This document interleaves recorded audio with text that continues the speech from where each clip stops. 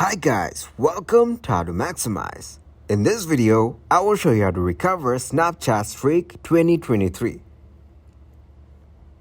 Firstly, open the Snapchat application on your mobile device.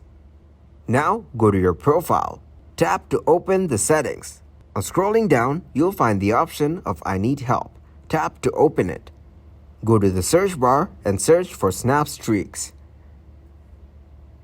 It will show different possible problems related to Snap Streaks. Tap to open the option, I lost my Snap Streak, how do I restore it?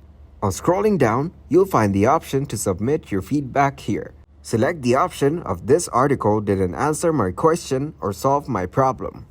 Tap on the option of Contact Us. Now you can submit your report. Select I lost my Snap Streak. After that, tap on the Submit Report. Once it is done, you need to provide your account information. Snapchat will soon recover your Snapchat streaks.